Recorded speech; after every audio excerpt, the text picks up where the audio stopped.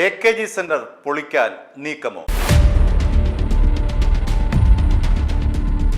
തിരുവനന്തപുരത്തെ CPM-ന്റെ മുൻ ആസ്ഥാന മന്ദിരമായ AKG സെന്റർ വലിയ ഒരു നിയമക്കുരുക്കിൽ പെട്ടിരിക്കുകയാണ്. അതിന് മുൻപായി AKG സെന്ററിന്റെ ചരിത്രം ഒന്ന് പരിശോധിക്കേണ്ടതുണ്ട്. 1977 അന്ന് മുഖ്യമന്ത്രിയായിരുന്ന AK ആന്റണിയാണ് കേരള സർവകലാശാലയുടെ 34 സെന്റ് സ്ഥലം AKG പഠന ഗവേഷണ കേന്ദ്രത്തിന് വേണ്ടി അനുവദിക്കുന്നത്. ഇത് അനുവദിക്കുന്നത് എങ്ങനെയാണെന്ന് ചോദിച്ചു കഴിഞ്ഞാൽ AKG സ്മാരക കമ്മിറ്റി എന്ന് പറയുന്ന ഒരു കമ്മിറ്റി CPM രൂപീകരിച്ചിരുന്നു. EK നയനാർ ആയിരുന്നു അതിൻ്റെ അധ്യക്ഷൻ. EK നയനാർ AK ആന്റണിയുടെ മുൻപാകെ ഒരു നിവേദനം സമർപ്പിച്ചു. AKGയുടെ സ്മരണാർത്ഥം ഒരു ലൈബ്രറിയും ഒരു ഹാളും പണിയാൻ വേണ്ടി സ്ഥലം അനുവദിക്കണമെന്നാണ്. അത് എല്ലാ പാർട്ടിക്കാർക്കും ഉപയോഗിക്കുന്ന തരത്തിൽ എല്ലാ പൊതുജനങ്ങൾക്കും അവിടെ ഉപയോഗിക്കപ്പെടാവുന്ന തരത്തിലുള്ള ലൈബ്രറി ഉണ്ടായിരിക്കും, ഒപ്പം ഒരു ഹാളും ഉണ്ടായിരിക്കും. ഇതായിരുന്നു ആ നിവേദനത്തിലെ പ്രധാനപ്പെട്ട കാര്യം. AK ആന്റണി ഈ ഒരു നിവേദനം പരിഗണിക്കുകയും 34 സെന്റ് AKG പഠന ഗവേഷണ കേന്ദ്രത്തിന് അനുവദിക്കുകയും ചെയ്തു. പിന്നീട് അതേ വർഷം, അതായത് 1977 മെയ് മാസത്തിൽ 15 സെന്റ് ഭൂമി കൂടി അനുവദിച്ചു. ഇത്രയുമാണ് അതുവരെ ഉണ്ടായിരുന്ന കാര്യം. പക്ഷേ എത്ര സെന്റാണ് ഈ മൊത്തം ഉള്ളത് എന്നതിനെ സംബന്ധിച്ച് പല വിവാദങ്ങൾ ഉയർന്നു. അതിലെ ഏറ്റവും പ്രധാനം 1984 AKG സെന്ററിന്റെ കയ്യിലുള്ള എത്ര സെന്റ് ഭൂമിയാണ് ഉള്ളത് എന്നുള്ള ആരോപണം കോൺഗ്രസ് ഉൾപ്പെടെയുള്ളവർ ആരോപിച്ചത്. എന്നാൽ ആരോപണം പിന്നീട് കെട്ടടങ്ങിപ്പോയി. പിന്നീട് രണ്ടാമതൊരു ആരോപണമായി ഉയർന്നു വരുന്നത് 1992 കേരള സർവകലാശാല വൈസ് ചാൻസലർ ആയിട്ടുള്ള ഡോക്ടർ JV വിളനിലം ഒരു ഉത്തരവിട്ടതോടു കൂടിയാണ്. വിളനിലം ഉത്തരവിട്ടത് എത്ര സെന്റ് ഭൂമിയാണ് ഈ AKG സെന്ററിന് വേണ്ടി കേരള സർവകലാശാല വിട്ടുകൊടുത്തത്. കാരണം കേരള സർവകലാശാലയ്ക്ക് ഈ ഒരു ഭൂമി നൽകുന്നത് തിരുവിതാംകൂർ മഹാരാജാവാണ്. പിന്നീട് നമ്മുടെ സർക്കാർ വന്നപ്പോഴേക്കും പുതിയ സംസ്ഥാന രൂപീകരണ ശേഷം ആ പൊതു സ്വത്തായി മാറി, സർക്കാരിന്റെ സ്വത്തായി മാറി. പിന്നീട് അത് സർവകലാശാലയ്ക്ക് വിട്ടുകൊടുക്കുകയായിരുന്നു. അപ്പോൾ വിളനിലം 1992 ഈ ഭൂമി മുഴുവൻ അളന്ന് തിട്ടപ്പെടുത്താൻ വേണ്ടി ഉത്തരവിട്ടു. അതോടുകൂടി CPIM മറ്റൊരു തന്ത്രം പ്രയോഗിച്ചുകൊണ്ട് വിളനിലത്തിന്റെ ഈ ആവശ്യത്തെ പ്രതിരോധിക്കുകയാണ് ചെയ്തത്. സ്വതന്ത്ര കേരളം കണ്ട, അതായത് 1957 ശേഷം കേരളം കണ്ട ഏറ്റവും വലിയ സമരമായിരുന്നു SFIയുടെ നേതൃത്വത്തിൽ വിളനിലത്തിന് എതിരെ നടന്നത്. അന്ന് SFIയും DYFIയും ഉന്നയിച്ച പ്രധാനപ്പെട്ട ഒരു ആരോപണം ഡോക്ടർ JV വിളനിലത്തിന്റെ ബിരുദം വ്യാജമാണ്, അദ്ദേഹത്തിന്റെ ഡോക്ടറേറ്റ് വ്യാജമാണ്. 1.5 വർഷം തുടർച്ചയായി നീണ്ടുനിന്ന ആ അക്രമാസക്ത സമരം കേരളത്തെ ആകെ നടുക്കിയിരുന്നു. ഒരു ദിവസം മാത്രം തിരുവനന്തപുരത്ത് 29 KSRTC ബസ് കത്തിച്ച സമരമായിരുന്നു അത്. കടകൾ തുറക്കാൻ വ്യാപാരികൾ ഭയപ്പെട്ടു, കല്ലേറ് തുരുതുര ഉണ്ടായി. അങ്ങനെ അക്ഷരാർത്ഥത്തിൽ 1.5 വർഷം തിരുവനന്തപുരത്തെ സ്തംഭിപ്പിച്ച സമരമായിരുന്നു അത്.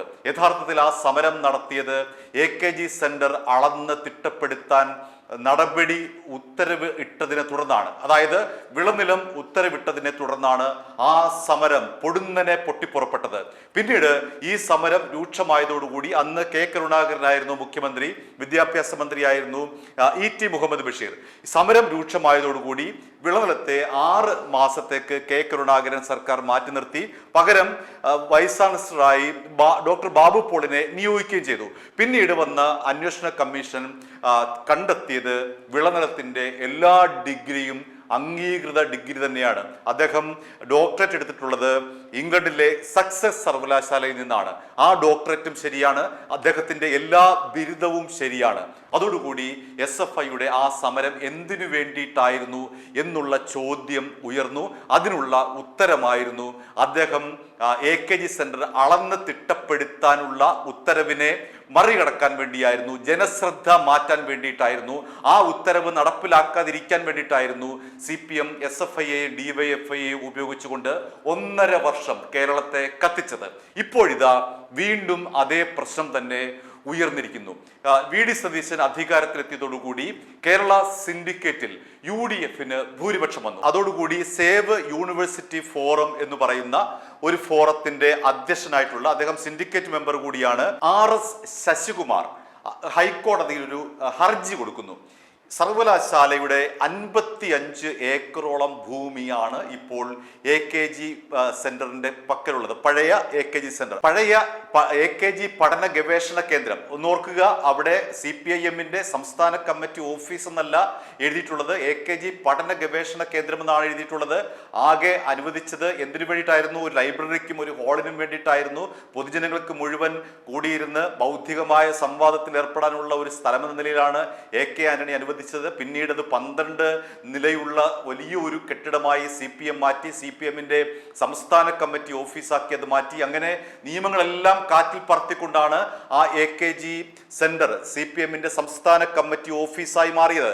അങ്ങനെ ഓഫീസായി മാറിയപ്പോൾ ഒരു ഘട്ടത്തിൽ പോലും അവിടെ സംസ്ഥാന കമ്മിറ്റി ഓഫീസ് എന്ന് CPM ഔദ്യോഗികമായി എഴുതി വെച്ചില്ല. പകരം AKG പഠന ഗവേഷണ കേന്ദ്രം എന്നായിരുന്നു അതിന്റെ ബോർഡ്. പക്ഷേ അവിടെ നേതാക്കന്മാർക്ക് താമസിക്കാനുള്ള മുറി, DYFI നേതാക്കന്മാർക്ക് താമസിക്കാനുള്ള മുറി, SFI-ക്കാർക്ക് താമസിക്കാനുള്ള മുറി, അങ്ങനെ വലിയൊരു ഫ്ലാറ്റ് സമുച്ചയമായി ആ പഠന ഗവേഷണ കേന്ദ്രം മാറുന്നതായിട്ടാണ് നമ്മൾ പിന്നീട് കാണുന്നത്. പക്ഷേ പിന്നീട് 2025 നമുക്കറിയാവുന്നതുപോലെ തന്നെ അതിന് എതിർവശത്ത് 32 സെന്റ് ഭൂമി, ഏതാണ്ട് 7 ലക്ഷത്തോളം രൂപ, 6 ലക്ഷം രൂപയാണെന്ന് കണക്കിൽ കാണിക്കുന്നു, ഏതാണ്ട് 6.5 ലക്ഷത്തോളം കോടി രൂപയ്ക്ക് വാങ്ങുകയും പുതിയ ഒരു ബിൽഡിംഗ് അവിടെ പണിയുകയും ചെയ്തു. അതാണിപ്പോൾ CPM-ന്റെ സംസ്ഥാന കമ്മിറ്റി ഓഫീസ് ഔദ്യോഗികമായി. അത് 2025 ഏപ്രിലാണ് അന്നത്തെ മുഖ്യമന്ത്രിയായിരുന്ന പിണറായി വിജയൻ ഉദ്ഘാടനം ചെയ്തത്. അതൊക്കെ നമുക്കറിയാവുന്ന കാര്യമാണ്. ഇനി കാര്യത്തിലേക്ക് വരാം. ഇവിടെ RS ശശികുമാർ ഹൈക്കോടതിയിൽ നൽകിയിരിക്കുന്ന ഒരു ഹർജി പ്രകാരം ഏതാണ്ട് 55ഓളം സെന്റ് പഴയ AKG സെന്റർ, അതായത് AKG പഠന ഗവേഷണ കേന്ദ്രം കയ്യേറിയിട്ടുണ്ട്. 34 സെന്റാണല്ലോ AK ആന്റണി അനുവദിച്ചത്, അതിപ്പോൾ 55 സെന്റായി മാറിയിരിക്കുന്നു. അതെങ്ങനെയാണ് എന്നുള്ള കാര്യം അന്വേഷിക്കണമെന്ന് ആവശ്യപ്പെട്ടുകൊണ്ടാണ് അദ്ദേഹം ഹർജി നൽകിയത്. അതിനും പുറമെ, ആ ഒരു നിയമ പോരാട്ടത്തിനും പുറമെ കഴിഞ്ഞ ദിവസം ചേർന്ന കേരള സർവകലാശാലയുടെ സിൻഡിക്കേറ്റ് യോഗം സർവേ ഡയറക്ടർക്ക് ഒരു നിവേദനം നൽകിയിരിക്കുകയാണ്. ഈ കേരള സർവകലാശാലയുടെ ഭൂമി മുഴുവനായി അളന്ന് തിട്ടപ്പെടുത്തുക എന്നുള്ളതാണ് ആ നിവേദനം. അങ്ങനെ സർവേ ഡയറക്ടർ ഈ ഭൂമി അളന്ന് തിട്ടപ്പെടുത്തിയാൽ എത്ര ഭൂമി കയ്യേറിയിട്ടുണ്ട് എന്നുള്ള കാര്യം ബോധ്യപ്പെടും. മാത്രമല്ല, ഇവിടെ ഉയരുന്ന പ്രധാനപ്പെട്ട ഒരു ആരോപണം, 1977 AK ആന്റണി ഭൂമി അനുവദിക്കുന്നത്. ആ ഭൂമി അനുവദിക്കുന്നതുമായി ബന്ധപ്പെട്ട രേഖകളൊന്നും തന്നെ നിലവിൽ ഇല്ല എന്നുള്ളതാണ് ഒരു ആരോപണം. അതൊരു ആരോപണമായി നിലനിൽക്കുന്നു. സെക്രട്ടേറിയറ്റിലെങ്ങും അങ്ങനെ ഒരു രേഖ കാണാനില്ല, ആരുടെ കയ്യിലും അത്തരം ഒരു രേഖ കാണാനില്ല എന്നുള്ള ഒരു ആരോപണം നിലനിൽക്കുന്നു. അത് തെളിയിക്കപ്പെടാൻ കഴിയാത്തൊരു ആരോപണമാണ്. ഒരുപക്ഷെ നാളെ അത് തെളിയിക്കപ്പെട്ടെന്ന് വരാം. അങ്ങനെ ഒരു രേഖയുണ്ട്, അങ്ങനെ ഒരു പ്രമാണമുണ്ട് എന്നുള്ള കാര്യം നാളെ തെളിയിക്കപ്പെട്ടെന്ന് വരാം. പക്ഷെ ഇപ്പോൾ UDF ഉന്നയിക്കുന്ന പ്രധാനപ്പെട്ട ഒരു ആരോപണം, അല്ലെങ്കിൽ ഈ പറയുന്ന ശശികുമാറിനെ അനുകൂലിക്കുന്ന അല്ലെങ്കിൽ സേവ് സർവകലാശാല ഫോറം ആരോപിക്കുന്ന പ്രധാനപ്പെട്ട ഒരു ആരോപണങ്ങളൊന്ന്, അങ്ങനെയുള്ള ഒരു പ്രമാണം നിലവിലില്ല എന്നുള്ളതാണ്. അത് ഒരുപക്ഷെ ഹൈക്കോടതി അന്വേഷണത്തിന്റെ ഭാഗമായി ആ പ്രമാണം ഹാജരാക്കാൻ പറഞ്ഞാൽ ഒരുപക്ഷെ ഉണ്ടെങ്കിൽ അവിടെ ഹാജരാക്കും, ഇല്ലെങ്കിൽ അത് എങ്ങനെ നഷ്ടപ്പെട്ടു എന്നുള്ള കാര്യം ബോധ്യപ്പെടുത്തേണ്ടത് CPM-ന്റെ ഉത്തരവാദിത്തമാണ്. ഇപ്പോൾ വരുന്ന ഒരു പ്രധാനപ്പെട്ട പ്രശ്നം, കേരള സർവകലാശാലയുടെ, അതായത് AKG പഠന ഗവേഷണ കേന്ദ്രം നിൽക്കുന്ന ആ ഭൂമി മാത്രമല്ല, കാര്യവട്ടം ക്യാമ്പസ് നിൽക്കുന്ന ഭൂമി കൂടി അളന്ന് തിട്ടപ്പെടുത്തി കൃത്യമായി അതിർവരമ്പ് കെട്ടി രേഖപ്പെടുത്തേണ്ടതുണ്ട് എന്നുള്ളതാണ് സേവ് യൂണിവേഴ്സിറ്റി ഫോറത്തിന്റെ പ്രധാനപ്പെട്ട ഒരു ആവശ്യം.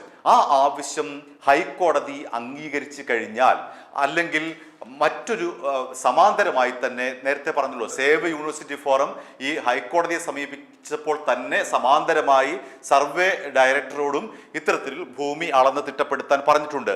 അങ്ങനെ ഇത് AK ആന്റണിയുടെ കാലത്ത് അനുവദിച്ചിട്ടുള്ള 34 സെന്റ് ഭൂമി അന്നത്തെ ആവശ്യത്തിനല്ലാതെയാണ് ഉപയോഗിച്ചിരിക്കുന്നത് എന്ന് നമുക്ക് കൃത്യമായിട്ട് അറിയാം. അതുകൊണ്ട് തന്നെ അവിടെ ഒരു നിയമപ്രശ്നം വരുന്നു.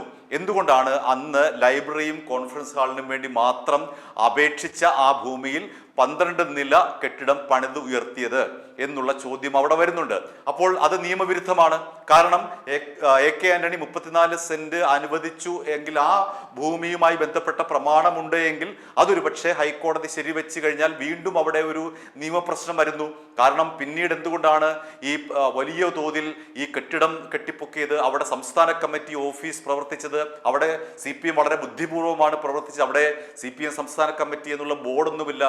AKG പഠന ഗവേഷണ കേന്ദ്രം എന്ന് തന്നെയാണ്. അത്രയും 77 മുതൽ 2026 വരെ അവിടുത്തെ ബോർഡ് എന്ന് പറയുന്നത് AKG പഠന ഗവേഷണ കേന്ദ്രം എന്നാണ്.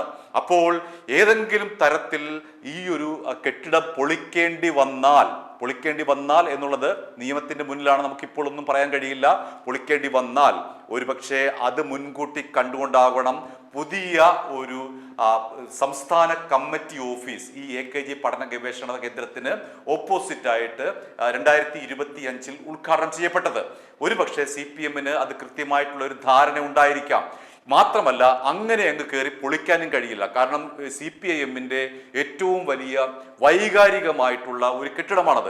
AKG-യുടെ പേരിലുള്ള ആ കെട്ടിടം CPM-ന്റെ എക്കാലത്തെയും ഒരു വൈകാരിക വിഷയമാണ്. അവിടെ വെടിവെപ്പൊക്കെ ഉണ്ടായപ്പോൾ CPM വലിയ തോതിൽ കേരളം മുഴുവൻ അക്രമാസക്ത സമരം അഴിച്ചുവിട്ടിട്ടുള്ള ചരിത്രമൊക്കെ നമുക്കറിയാം. അങ്ങനെ AKG സെന്ററിൽ തൊട്ട് കഴിഞ്ഞാൽ കേരളം കത്തിക്കാനുള്ള ശേഷി CPM-നുണ്ട്.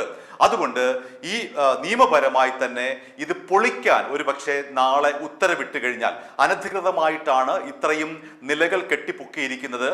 നേരത്തെ ആവശ്യപ്പെട്ട, അതായത് AK ആന്റണിയുടെ ആവശ്യപ്പെട്ട ആ ആവശ്യമല്ല അവിടെ നിറവേറ്റിയിട്ടുള്ളത്, മറിച്ച് വലിയ തോതിൽ അവിടെ കെട്ടിടം പൊക്കി കെട്ടിയിട്ടുണ്ട്. മാത്രമല്ല 55ഓളം സെന്റ് കയ്യേറിയിട്ടുണ്ടെന്നാണ് ഇപ്പോൾ വരുന്ന ആരോപണം. അപ്പോൾ അങ്ങനെയെങ്കിൽ ഹൈക്കോടതിയുടെ ഒരു വിധി CPM-ന് എതിരാണ് എങ്കിൽ ആ കെട്ടിടം പൊളിക്കേണ്ടി വന്നാൽ അത് വലിയ ഒരു വിഷയമായി, രാഷ്ട്രീയ വിഷയമായി കേരളത്തിലാകെ ആളിക്കത്തും. 1992 നമ്മൾ കണ്ടതാണ്. അത് ജസ്റ്റ് ഒന്ന് അളക്കാൻ വേണ്ടി വിളനിലം ഉത്തരവിട്ടപ്പോഴേക്കും 1.5 വർഷമാണ് ഇവിടെ SFI DYFI ഉപയോഗിച്ചുകൊണ്ട് CPM കേരളം കത്തിച്ചത്.